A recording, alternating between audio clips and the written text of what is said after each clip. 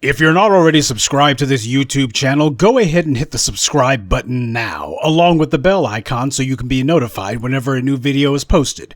And if you're already subscribed, check and make sure that YouTube hasn't unsubscribed you. And since this channel has been shadow banned by YouTube, be sure to give the video a like, as well as share it on your social media. The white supremacists hate that. Now, that said, so much pomp, so much circumstance, so the hell what? Yeah, you can tell when the circus has come to town. Well, as we all knew was going to happen, the white media's fawning over Joe Biden. They're trying to work up some hype for him, but the main people who they're trying to get on the hype train are black folks. They have done everything that they can to try to give Joe Biden all of the good offices of the absolutely irreplaceable moral legitimacy of the black community without him actually having to do anything to earn it. As black folks, too many of us love playing the fool. Now, when it comes to elections, you're not supposed to be getting excited about anything. Elections are a business transaction. Only time you get excited is when you know, not think, but know what it is that you're going to get. Black folks showed up to put Jim Crow Joe and Kamala Harris in the White House and didn't even know what the hell they were voting for. How the hell is it wrong to support Kamala Harris when she's running for president, but it's right to put her just a heartbeat away from the presidency? Because of the orange man. See, black folks, we are all about everything except for substance. We don't understand when it is that we don't actually have a dog in the fight, when it is that there are no good options. And that being the case, you don't invest in a situation when there's no chance you're going to win anything. Part of post-traumatic slave disorder is that as black people, we've conditioned ourselves to think that a defeat is actually a win for us, especially if we got the white media telling us that it's a win.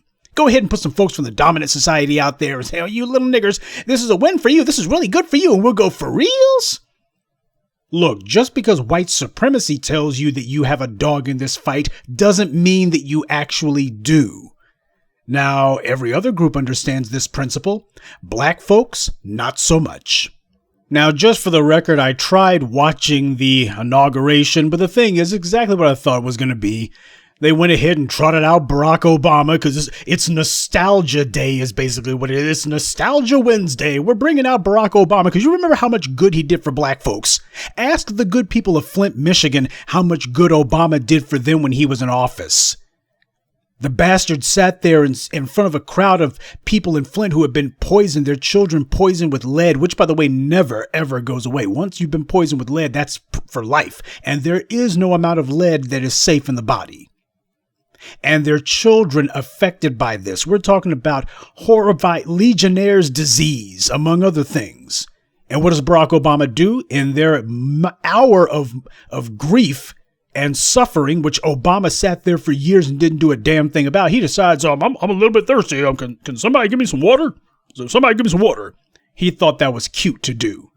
Well, they've made some big changes in Flint. They've addressed the issue. You know, they've switched the water supply, and that being the case, the water's safe to drink.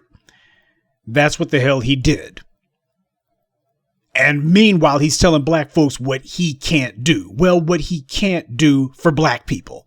So, that being the case, let's go ahead and put Obama's partner in crime, Jim Crow Joe, let's go ahead and put him in the White House. Why? Well, because Donald Trump is a mouth-frothing racist who hates black people. And Joe Biden? Well, he's a mouth-frothing racist who was Obama's VP. The only black folks who are truly glad, who are going to actually get anything out of a Biden presidency, happens to be the same small handful of black bootlicks who sit around. Their job is to be professional cheerleaders for white supremacy and to tell us that this is somehow some win for us. You don't ever vote without knowing what the hell you're going to get specifically for yourself. And if a politician looks and tells you, well, I can't represent your interest, I got to do something for I can't just do something for you. That's somebody who's telling you they're not going to do anything for you. I noticed that all of the shea butter bootlicks, all the clowns who've been out there pretending, Biden's going to be a lot better than Trump's, they've been laying real low. I mean, you would think that today they would be rearing their ugly, empty heads, but nope. They're still on radio silence. They're still laying low. You want to know why? It's because we haven't gone away. They've gone away because we haven't. We are here asking the questions that they avoided all throughout 2020. Okay, you got your boy Biden in there. What's he going to do? Well, we can't make no demands. They don't have control of the Senate yet. Remember, it's just one excuse after the other. Before we vote for Biden, he's got to make us some campaign promises about what he's going to do for us. Well, he can't make no promises. He got to win the election first. When he won the election, well, he can't make no promises. They still got to get control of the Senate, don't you know? Now they got control of the Senate. Okay, now what about those campaign promises? Sadly, when it comes to black folks, we never seem to learn. At least some of us never seem to learn. But the bootlick fools, those clowns are laying low. Nobody out there banging the drum saying, oh, Biden's going to do this, he's going to do that. They know it's about tangibles. Now, see, we have concretely and we have firmly defined what our demands are. In other words, you're not going to get away with, the rights to votes is a tangible. No, we've defined what it is that we want. Is he doing what we want? Well, the reason is, yes. In other words, we've moved the ball. We have already moved the issue in our direction. They're not going to get away with saying, well, you just got to accept whatever he does. We said, no, we accept only what we want. Is he doing what we want? No. Well, the reason is, that's how you know that you're in charge of the conversation. That's why you saw them bringing out a little black girl to do a poem for them. I mean, this is like some doggone step and fetch it mess that was going on. I mean, for God's sake, it reminds me like a plantation jubilee or something. But that's what was going on. We're going to bring out Obama. We're going to see if we can pluck your little Negro heartstrings, and we'll make you guys forget about the fact that Joe Biden has locked up so many black folks and that he lied through his teeth. Black folks told him come clean about it. He scapegoats the states. Must be the states. It was the states. It certainly wasn't anything I did.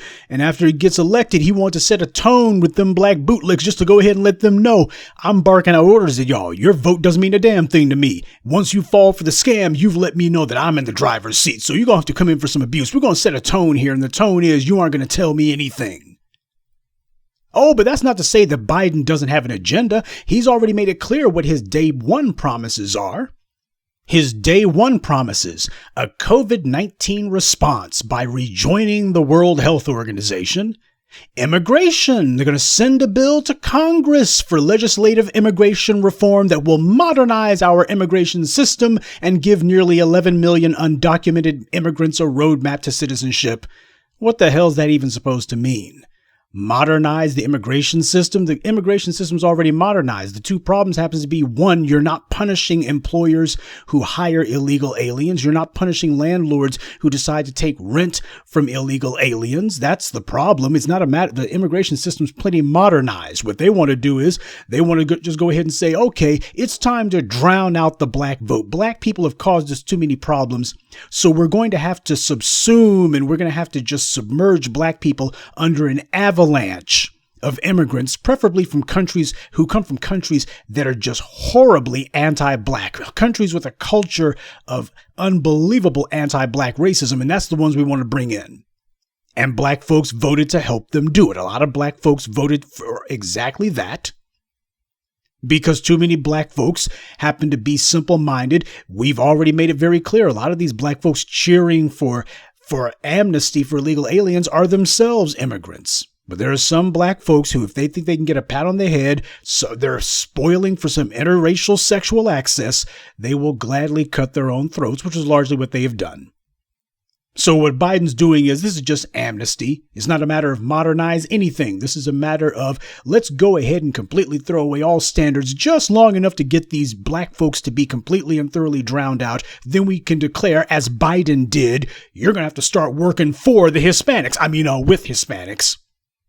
Oh, he's made it very clear exactly what his agenda is. Black folks have been calling themselves making demands, and that being the case, we got to make it clear that we're gonna do for the optics. We're gonna do this for optics' sake. We're gonna go ahead and put a ostensibly non-white group over you, although it's a group who themselves identify as white. They're on the team. So we're going to elevate them over you, and their job is going to be to make sure that they carry out white supremacy's enforcement of, and make sure they're going to be the ones who keep you guys in line. And just in case anybody's got a problem with it, we'll say, well, you can't say it's white people doing it. Hee hee hee hee. So that's immigration, which is nothing more than a slate of submerging and drowning out black people's influence. This is the final solution to the Negro question. That's what this is. Next, climate change. Sign executive order to formulate plan to achieve 100% clean energy economy and net zero emissions by 2050. Transgender rights. Well, I knew there was a reason that Obama came to the inauguration today. Repeal transgender military ban enacted by President Trump. Mr. Biden would also restore Obama-era guidance for transgender students in schools to protect, quote, students' access to sports, bathrooms, and locker rooms in accordance with their gender identity. Now, you notice that they got a definition here, such as it is, a definition that is anything but definite. This is so vague that it applies to anything, and that's the entire point. And the final part of his day one promises, environment. Enact an executive order to conserve 30% of America's lands and waters by 2030. Now, of the 5 things listed, none of them have a damn thing to do with black people. And neither do any of the things that Biden has put for his first 100-day promises. Every bit as empty as the first day promises. He says economic recovery. Initiate Build Back Better economic recovery plan in February during a joint session of Congress. Released during the general election, the plan called for spending trillions on American-made products, health services, and infrastructure updates. What that means is government contracts, mostly to white corporations, but a few Asians and Hispanics if they mind their manners. Climate.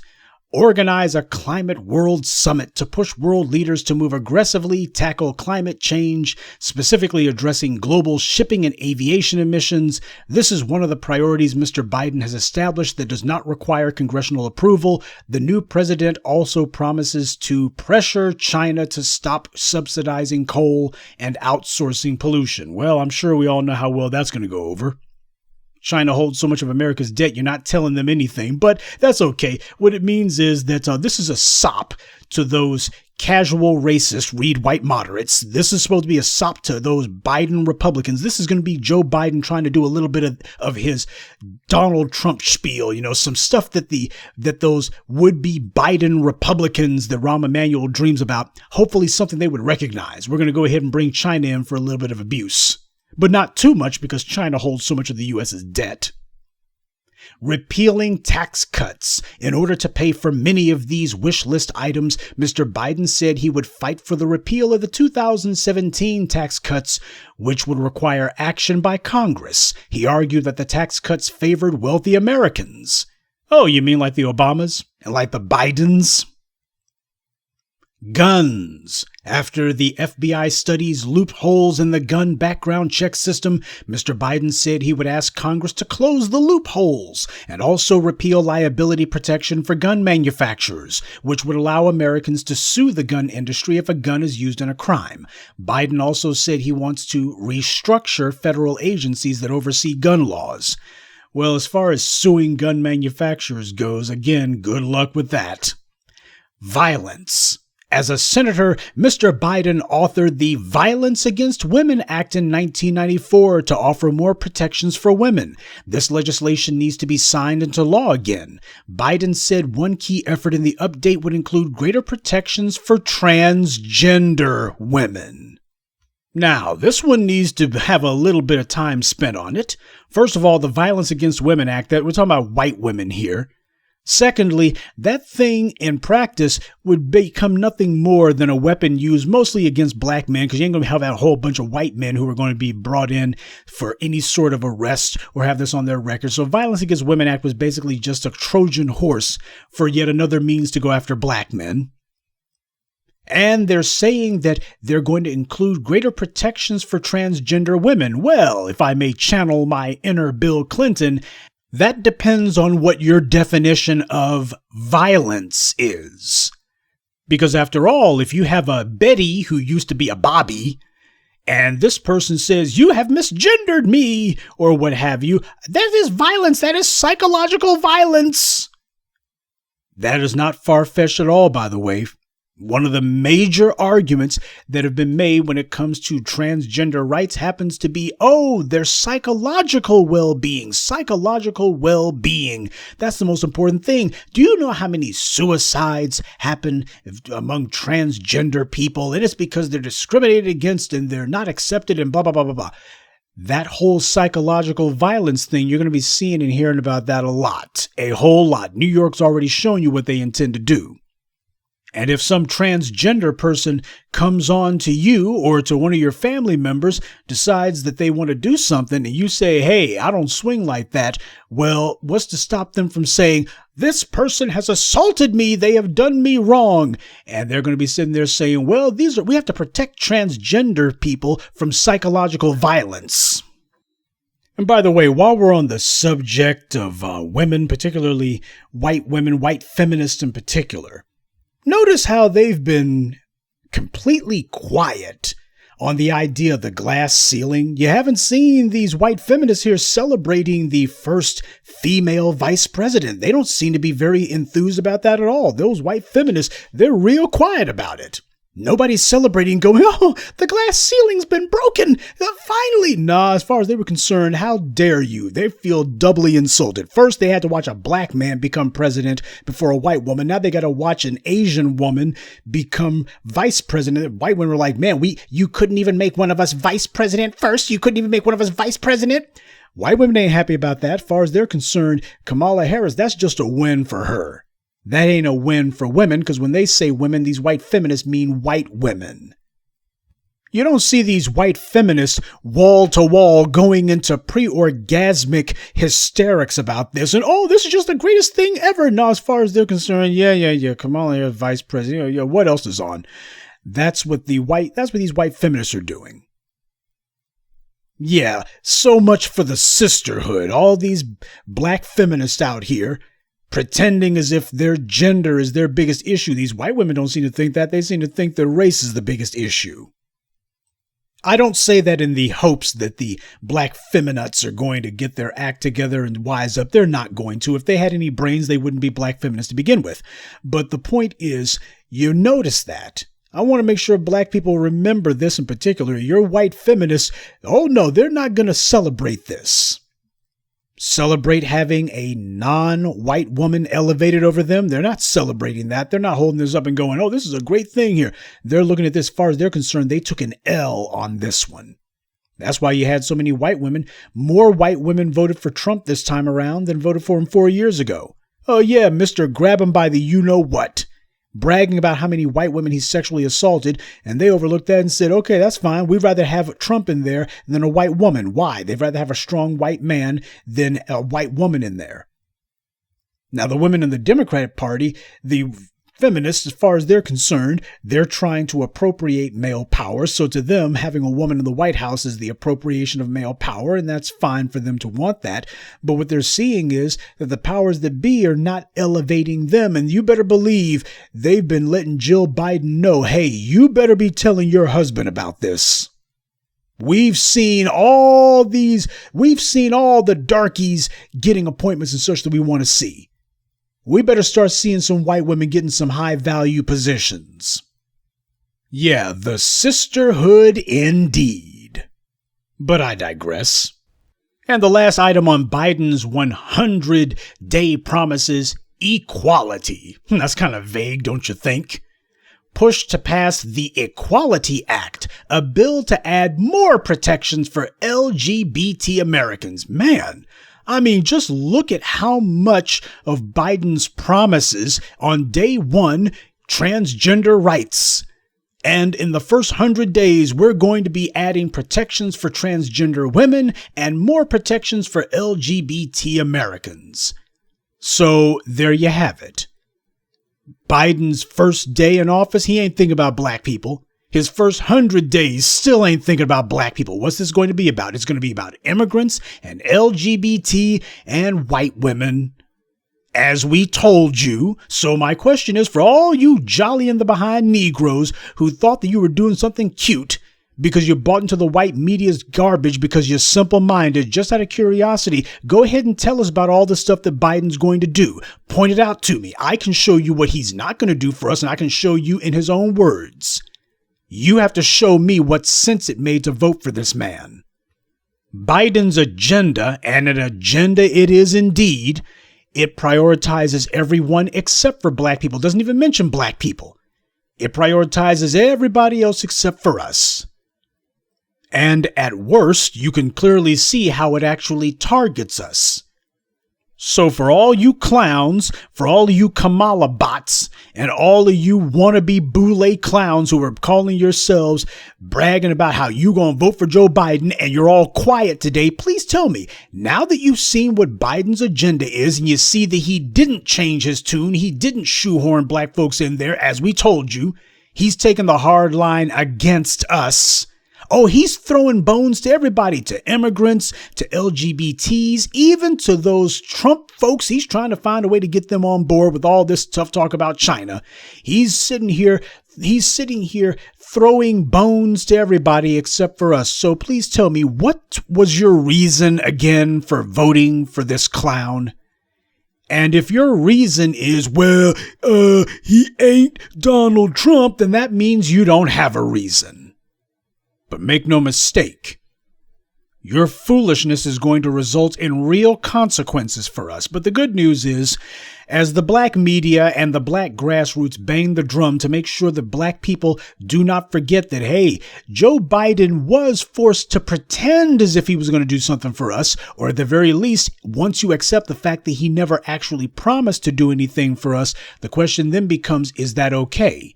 Because you see, you only get to pull the Donald Trump card once. But the problem is white supremacy sees this as having bought themselves 4 years to see if just how far they can get with the agenda of grinding black people into the dust. See, that's the most effective form of wiping a people out, to make them into accomplices in their own eradication. Biden owes everything to black people. That shriveled up old racist, he owes everything to black people. Immigrants did not put Biden in power. Transgenders did not put Biden in power. Environmentalists didn't put Biden in power. Black people did. In fact, Hispanics went for Trump in Florida. It was black voters and only black voters who put Biden in the White House. Don't believe it? I'll let our good friends in the white media explain it to you. Demographically, the Biden coalition is extremely dependent on African Americans and suburban whites.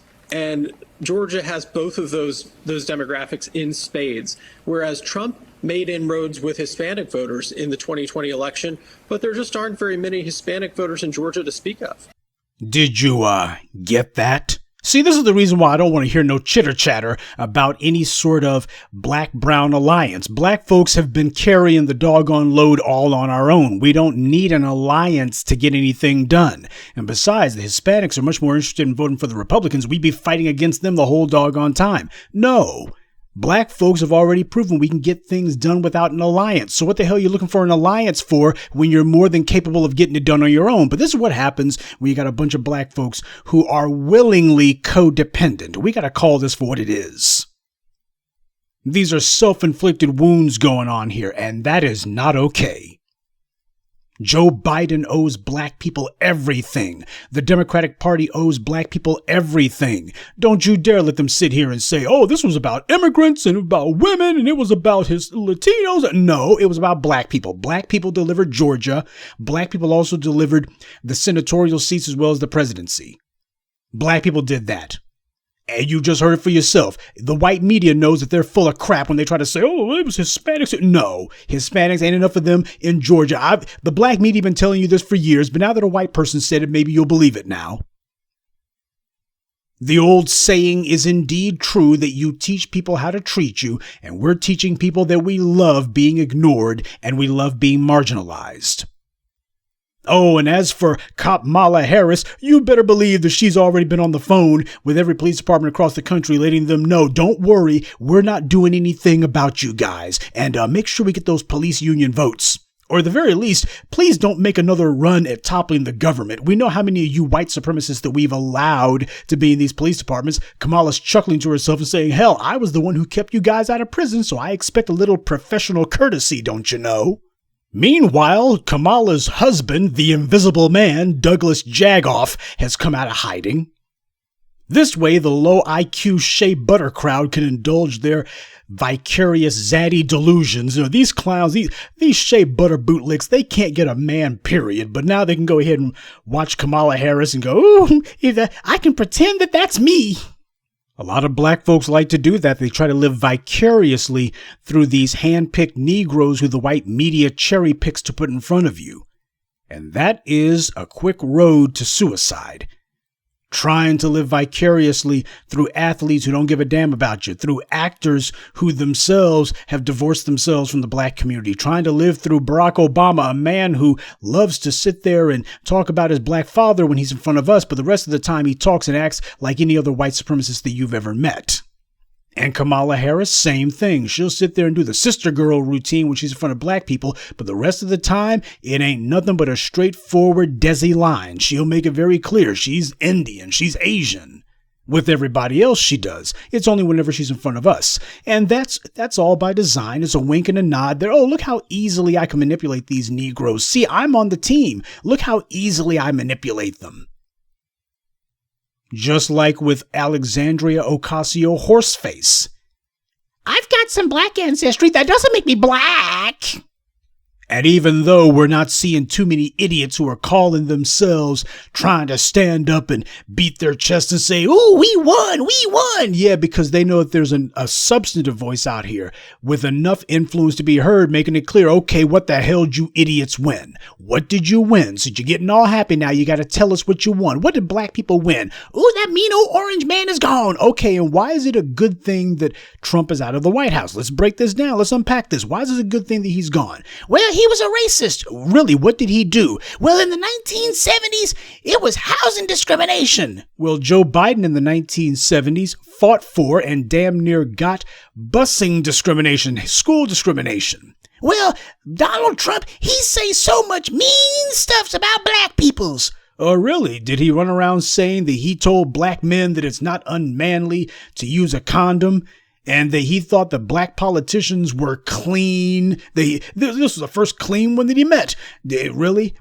Did Donald Trump run around saying, if you don't vote for me, you're not black? Really?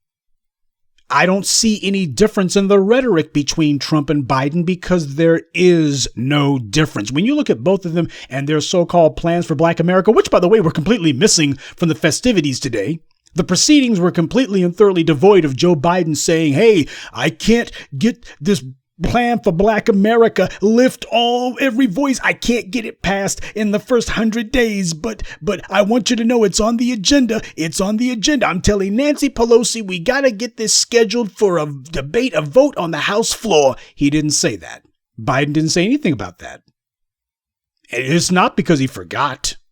That lift every voice crap was that was just a PR stunt to see if there were some simple-minded Negroes who would go for it. And as I broke down for you, it's really in substance, the major points of it, in fact, damn near all the points of it, were no different than what Trump's platinum con game was. But the difference being, I didn't tell you to vote for Donald Trump. I told you there's no difference between the two candidates. That being the case, we don't have a dog in this fight. Neither one of them is going to be doing us any good. At the very least, don't put somebody in power who's already scheming how he's going to fast track black people to be made politically irrelevant, which is what this whole immigration scheme is about.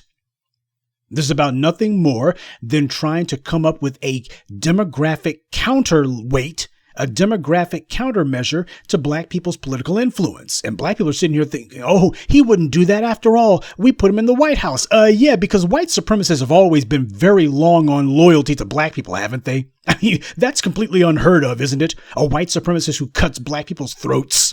I mean, for God's sake, I cannot imagine Thomas Jefferson raping Sally Hemings for 30 years. He sleeps with a black woman. Then in the morning, he gets up and orders that some of the children that he produced by her be sold to other plantations. I can't possibly imagine such a thing.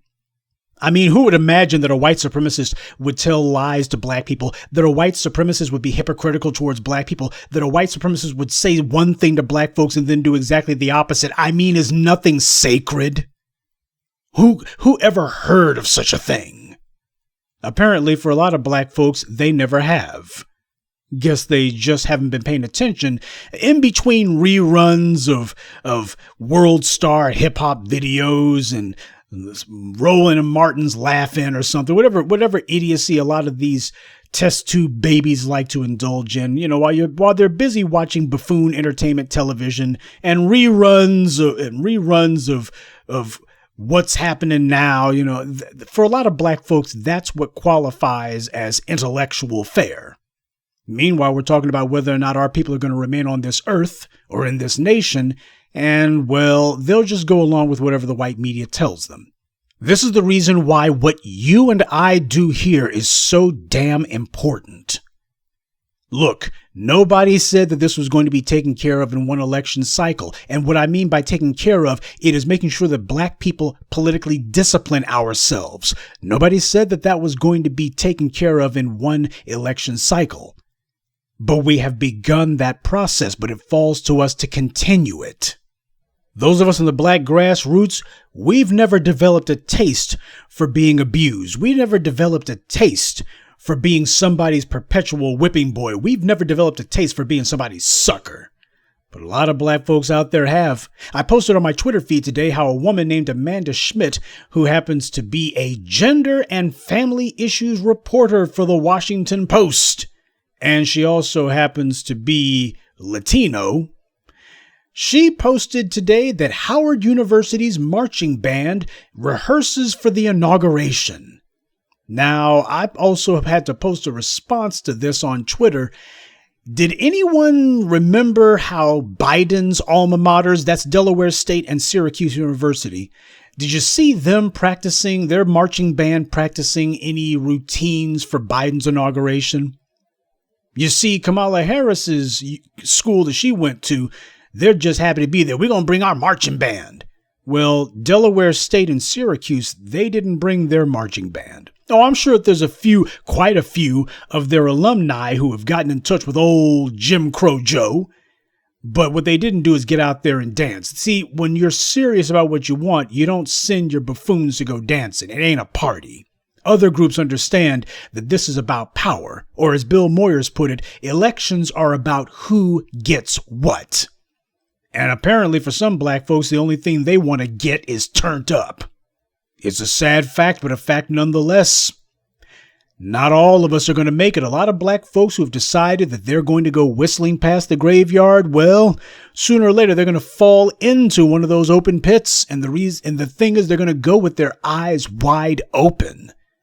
Too many of us are trying to figure out some workaround for doing the hard work that power demands. We're trying to figure out how we can continue to play footsie with the forces and the practitioners of oppression that we're supposed to have been fighting against for half a millennium. Too many of us trying to figure out how to hold hands with them. Let's play footsie with them. Oh, don't tell me that I gots to turn my backs on masses now. 'Cause I was sure hoping to get me a zaddy. I was sure hoping to get me some time with Miss Polly. Yeah, too many black folks, they have this Walmart customer service mentality. That's the problem with having a group of folks who too many of us have taken on a bare minimum mentality. Especially when we're faced, when white supremacy is in front of us, whenever some white supremacist is in front of us, someone from the dominant society is staring us down, we just can't wait to blink. We just can't wait to show them that, oh, we don't want to be on your bad sides. So what happens is, instead of standing up for ourselves, instead of digging in our heels, instead of taking the hard line, we instead decide, I needs me some instant gratifications, you sees. Come on, you've heard the broadcast that brothers like TBA and others have had when you had people call in making excuses for why they wanted to vote in Jim Crow Joe. They couldn't tell you what Joe Biden did for black people. You can list what he did against us, but everybody's all with this aspirational stuff. Well, surely he's turned over a different leaf. He will have learned something. And Kamala Harris, she's going to be keeping an eyes on him. You mean the same Kamala Harris who ignored the murder of Matrice Richardson? You mean the same Kamala Harris who I documented for you how she prosecuted innocent black people? And to this day, she has not apologized for it. She has not made amends for it. She hasn't admitted to it. Instead, she says, I held the system accountable. And she feels like she got away with it. Her bullcrap deflection talking point that she used, she didn't get away with it for the primaries, but she feels like, oh, I got away with it for the general election. Why? Because the same black folks who should have been the last ones willing to hear that crap, they actually decide to hold their noses for it. Black people always making excuses for doing stuff we know we're not supposed to do. Well, just understand something. Very soon now, you'll have no choice but to accept the fact that the old life has returned. In fact, a lot of the fools who thought that they were being so cute, being so slick, idiots who thought to themselves they were going to get something from Cop Mala and Jim Crow Joe, they're realizing no. The only ones who would actually get anything would be Simone Mamie Sanders and Corinne Stud Pierre. They're going to get some low-level jobs in the White House basement. They sold black people out just so that they could get themselves a lower middle-class job. Just to get a resume enhancer, they sold black folks up the river. And they're not the only ones. Roly-poly Martin, who must be feeling yet again like the biggest idiot on earth. And he's right, he is the biggest idiot on earth. Emphasis on the big part. Oh, he was crying, showing himself on Twitter, crying like a bitch when he was going to that polling station. Oh, look how many black folks out here voting for nothing. Voting for Joe Biden. It's beautiful to see. It's beautiful to see. It's as beautiful as a plate of butter biscuits with a 2-piece and fries. That's what he's doing. And Van Jones, who every time this idiot does the most, I am convinced that he must have a couple of slices of onion that he runs around with all the time so he can cry on cue. These idiots are auditioning for a job. Van Jones, he's still pining away.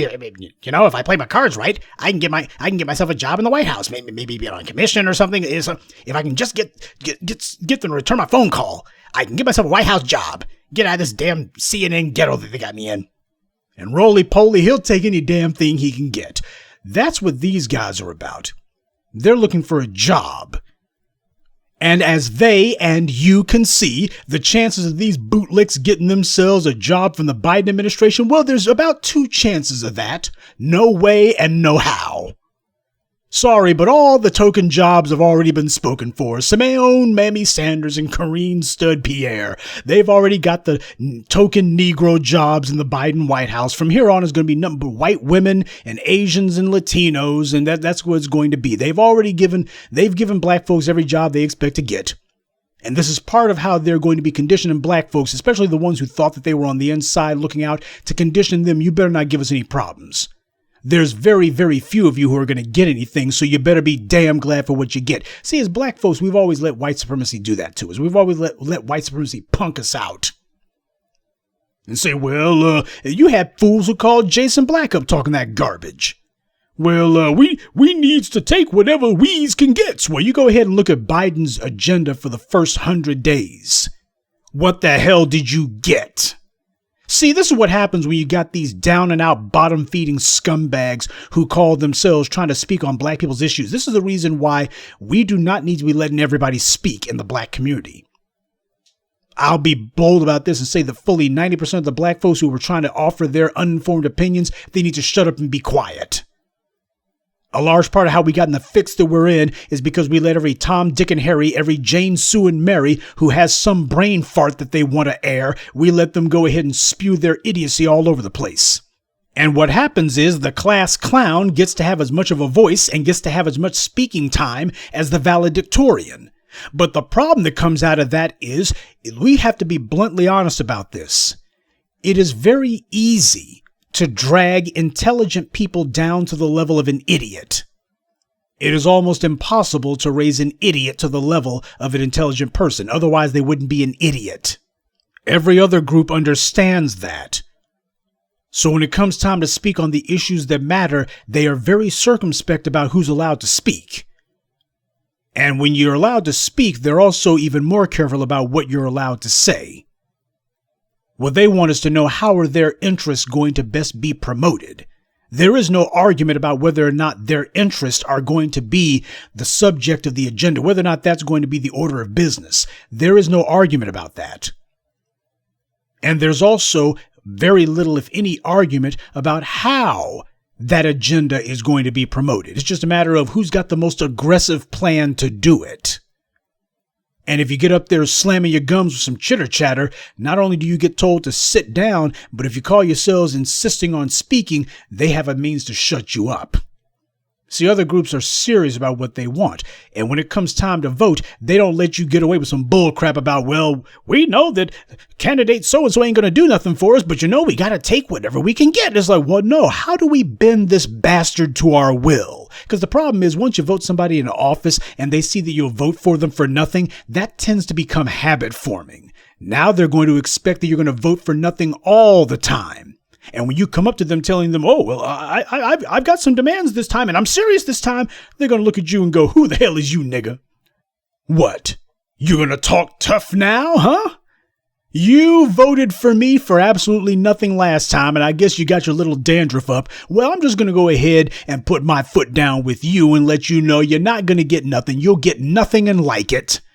And that'll fix you because you've already shown me that you'll blink.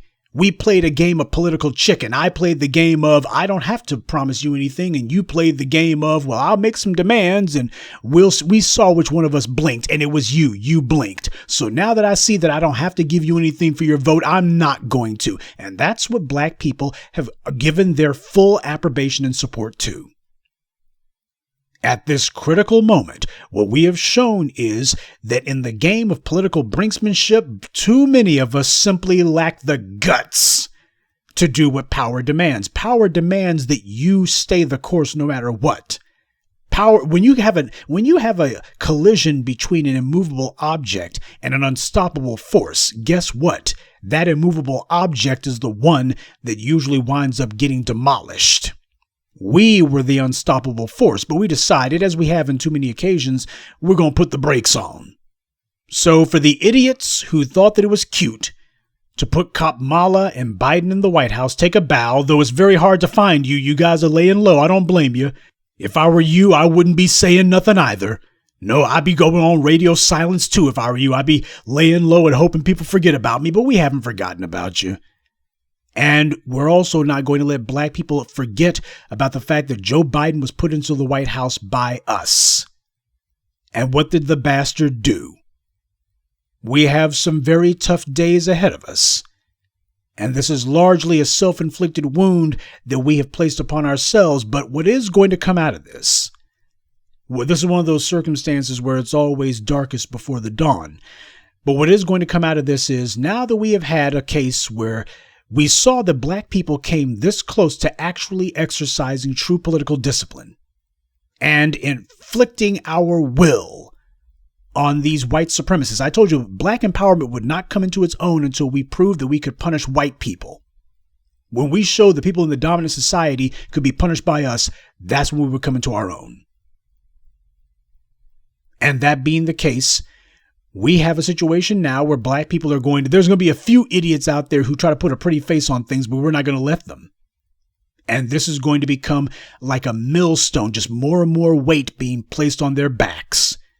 As we point out to black folks, hey, have they gotten around to doing anything for black folks yet? Well, there was some token stuff here. Ooh, look, they paved a driveway over at one of the HBCUs. They'll try a couple of tokens, but nothing substantive, because that's what this is all about. This is about making sure that power stays away from black people. They cannot afford to do that, because the second that they have that wall break, then it's a matter of, okay, now you got to do more. See, that works both ways. Once we have these white supremacists show that we have put enough pain on them, that we have broken the bastards to our will, they understand that's going to become habit forming for us. So they're determined to hold the line. There's going to be a lot of black folks helping them do it. We saw a few of them today, the Obamas and such. That's the bad news. Now here's the good news. The good news is, as the pain begins to intensify and black people realize, yeah, those folks in the black media, they weren't just whistling Dixie. These guys knew what they were talking about. When they see, yeah, they give us excuses and everybody else, they give tangibles. But more importantly, as you see that the people who you thought were your friends is the final collapse of the putrid corpse. When black folks finally realize that that smell isn't just roly-poly Martin, it's also the rotted, festering corpse of whatever black fill-in-the-blank alliance you were spoiling and waiting around for, that you've been pining away for. When they realize, nope, the people who you thought you were going to have an alliance with, they're sitting here laughing and going, yep. Now they're going to be making sure we get stuff so that black folks are kept in their place. Once black people no longer in a position to deny the pain, they're no longer in a condition to hide behind lies such as, well, we better settle for what we can get. Once those lies have once and for all made the idiots who spoke them out to be the fools that they are, when they realize, nah, you've had your chance to spout your stupidity and now you have to shut up. Black people are going to now look and say, hey, you don't have any more Donald Trumps to scare us with. You don't have any more raging racists that you can scare us with. Sure, there will be, and we've already predicted this, there's going to be a more civilized Donald Trump who comes along in 4 years. You haven't seen the last of that. And the Democrats will try to play that game and go, oh, here's somebody who's just as bad as Trump. But the thing about it is, black folks, I think a critical mass of us in 4 years will have gotten the message to the point now where this kind of fiasco that happened in 2020 is not going to recur. At least the chances of it happening again are going to be very low. But I think the question, though, is not whether or not black people are going to get their political discipline in order, or will we gather ourselves and steel ourselves to actually act like people who truly want something. The real question is, how many of us are going to be left in 4 years? How much damage is going to be done to black people over the course of the next 4 years? The answer, quite a bit. Joe Biden's agenda has absolutely nothing in it about what's going to be done to punish the white supremacists. Oh, he actually managed to say the phrase today. Is that supposed to make me happy? I want to know what the bastard's going to do about them. Because after all, Joe Biden's career shows that he has more in common with them than not. I guess that's the part that makes him nervous. If I start punishing white supremacists, hell, I might as well call the penitentiary and make reservations myself. Oh, well, he has reason to be nervous. But it's black people who fell for the okie doke again. It's black people who thought that it was cute to do this. How many of us will be left standing in 4 years indeed? This is the time for the black grassroots to circle the wagons. We have been telling you for over a decade now that there was going to be a culling of the herd. The white supremacy was going to decide, okay, it's finally time to deal with you Negroes. It's finally time to reduce your numbers officially, and we're not even going to be subtle about it. There's a lot of black folks who buy into the white media's propaganda, trying to convince them that the exact same people who produced a Dylan Roof and who produced the white supremacist who tried to topple the government a couple of weeks ago, well, these guys are somehow different, please. They said the same thing about George Washington and Abraham Lincoln and about FDR and Strom Thurmond and LBJ and Ronald Reagan, and the list goes all the way to the present. And it doesn't matter if it was 250 years ago or if it's a couple of millennials or Zoomers who were born in the last 20 years. We keep seeing the same behavior over and over again. Black people do not want to accept the fact that clearly the people in the dominant society, they're teaching their children exactly the opposite of what the white media shows you on TV. They know that black people are oversampled when it comes to entertainment, because for a lot of black folks, that's the closest to interracial sexual access you're going to get. That's the closest to acceptance to the Elks Lodge or whatever all-white organization you've been desperately hoping to get access to. The closest you're going to get to is television. They know that. So that being the case, they give you some comforting visual fantasies for you to consume. And next thing you know, you become a brain-numbed zombie. You're sitting here talking about alliances when you don't have any allies. You're sitting here talking about Zaddy worship, and Zaddy wouldn't have nothing to do with you. And before it's all over, you're so desperate to try to make your delusional fantasy real that you vote for a man who spent his entire adult life just attacking black people through the legislature. You don't know the difference between entertainment and reality. You're trying to imagine your way to a better future, and that don't work. Too many black folks have conditioned themselves to overlook a mountain of crimes from one white supremacist, and to get correctly. You have every right to be outraged and to be absolutely indignant about Donald Trump. But here's my question for you. When you look at what it is that Donald Trump has actually done against black people in the last 4 years, please tell me, what is it that he's done against black people that you can look at and say, this is what he's done that has harmed me? See, I can tell you what Joe Biden's done. From busing to the 1986 Anti-Drug Abuse Act, that's the law. For those of you who didn't pay attention, those of you who voted for Biden, you seem to have forgotten that he co-sponsored the very law that created the 100-to-1 sentencing disparity between crack cocaine and powder cocaine. Biden co-sponsored that law, but he wasn't done with that. He wrote the 94 crime bill, and he bragged about the fact that he had added almost a dozen executable offenses punishable by death. He bragged about how many, that he expanded the number of crimes that could be punishable by death. He bragged about it. Now, these are things you can point to and say, this is stuff that he did that impacted me, that impacted people that I know. Other than Donald Trump just being an out-and-out braggart racist, other than the things that he has said, point out to me what it is that Donald Trump actually did. What things can you point to? I'm not saying that he is a better person than Biden, but what I am saying is that once you take Donald Trump's racist rhetoric out of the equation, on balance, you look and see that, well, hell, Trump's track record is nowhere near as bad as Biden's. And that's not to say that it makes Trump a better person than Biden, but what it does mean is the white supremacists have been taught a lesson. As long as you don't get out there being a braggart racist, why, you can just run black folks over a cheese grater, you can feed black people into a wood chipper, and they'll sit there and happily smile, shake your hand, and vote for you. All you got to do is just make sure you tone down the rhetoric. See, this is an issue of tone. This is an issue of how you speak to people. You need to be you can't be hitting people over the head with a sledgehammer black folks, you can't be doing that to them. But as long as you mind your tongue when you do it, why, black folks will let you get away with anything.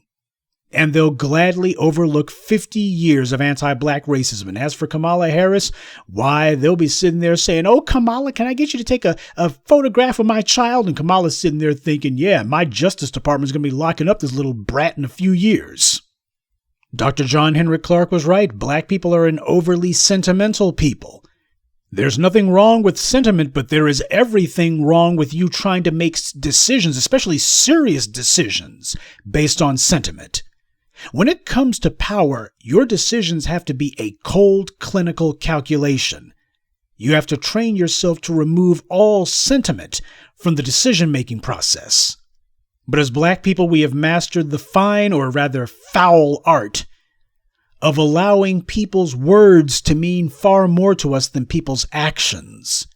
See, when I'm telling you about Trump's track record, vis-a-vis Biden's, you notice how I don't tell you, oh, and that's why we got to vote for Trump. What I'm telling you is you're scared for nothing. You let them tell you that, oh, Donald Trump, they're going to be pulling up the cattle cars any day now. Any day now. They're going to be No, the cattle cars never showed up.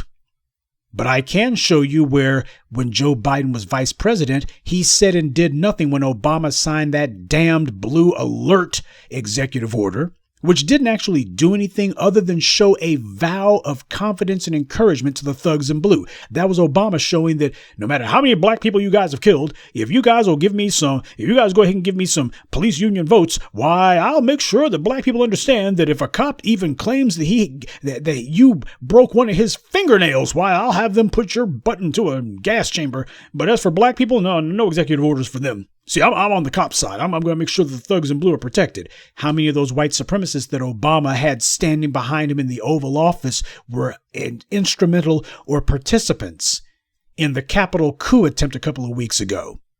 And meanwhile, Joe Biden, he's been promising that he wants to give the thugs in blue more money. Now, that's not part of his 100-day list, but you better believe it's on the list. Because the Biden Republicans would like that. So go ahead and let the white media try to see if they can get anybody hyped up. Oh, look at the Obamas and look at how they're dressed. All this garbage. You're going to have the idiots who hang out on Madame Noir and Lipstick Alley and the rest of those miscreants and degenerates. They're going to be trying to make something out of that because that's all they're good for. They're living in their little dream world and we'll let them stay there. But as for those of us who are serious about this, do not let the idiots who were cheerleading for these two racist con men, don't let them forget that they promised black folks that, oh, things are going to be better now, and that Biden's better than Trump. No, you don't get away with, well, how does Biden talk? First of all, you already know Biden, especially at his age. He wants to tell black people exactly what he thinks of us.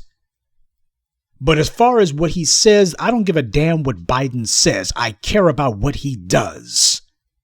And that is going to be the yardstick by which we measure which one of us was right. But these clowns, they already know that they're wrong, and we're not going to let them forget that they were wrong. The next 4 years are going to be a very painful 4 years for black people, but let us hope this time that the lesson actually sticks for more of us than there were before. But our discipline is that we're not going to be showing any sympathy or feeling sorry for anybody who decided that they were going to allow themselves to be played for fools. Black empowerment does not suffer its fools or its bootlicks gladly. We do not suffer them at all.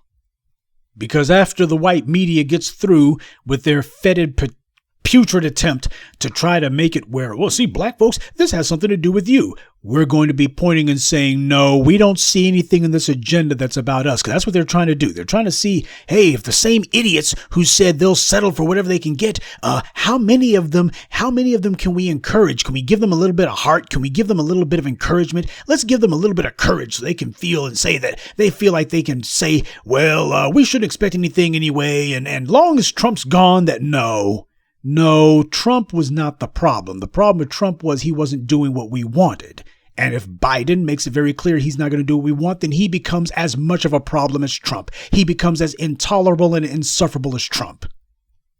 Because they know that that's what's in the offing here. You see, one of the signs of a government that's in serious trouble is when you have frequent turnover of administrations. Donald Trump was a one-term wonder, but what does it say if Biden, or if Kamala Harris happens to be sworn in the next 4 years, what does it say if the Biden-Harris administration becomes a one-term wonder as well?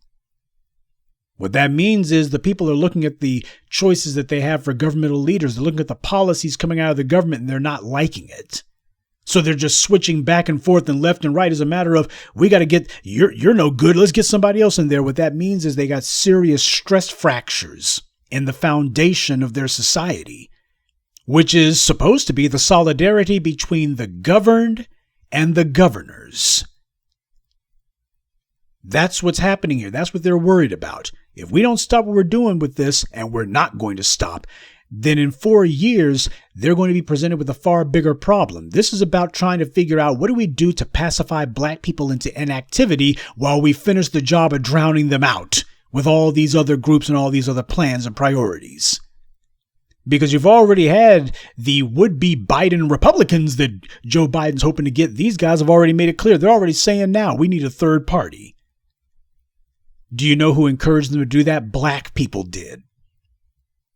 But you see, when you got a group of who's actually serious about their power, What happened was they showed up on Capitol Hill. They weren't dancing. They weren't singing songs. They weren't twerking. They weren't sashaying in front of the cops. And they were not standing there saying, "Don't you see how much pain we're in? Don't you see how much we hurt?" They weren't doing none of that.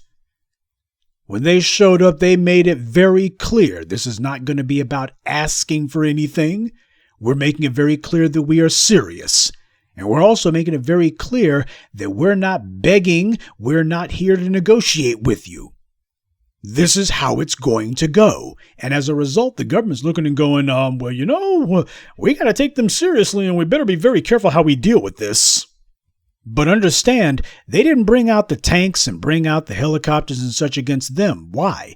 Because at the end of the day, this society is made and meant for and created to cater to and take care of the very people who tried to topple that society 2 weeks ago. They're the ones who it's the main beneficiaries of. They only got their noses bent out of joint because they feel that the society doesn't kiss their behinds with sufficient adoration anymore. But as worried as they are about those white supremacists who tried to overthrow the government, they're far more worried about us. See, when black folks get turned up, they bring out the tanks, they bring out the helicopters, they bring out all the tear gas, and they make it very clear, you ain't gonna be none of this. They bring out everything. They bring out the National Guard, they bring out the military, they make it very clear. This is an existential crisis. The white supremacists simply present them with a dilemma. We present them with an existential crisis. Now, for the time being, they feel as if maybe they've averted it for a while, but they know that the longer the black media is out here talking, this is going to be an issue that's not going away. And you know what I say to that? This is good.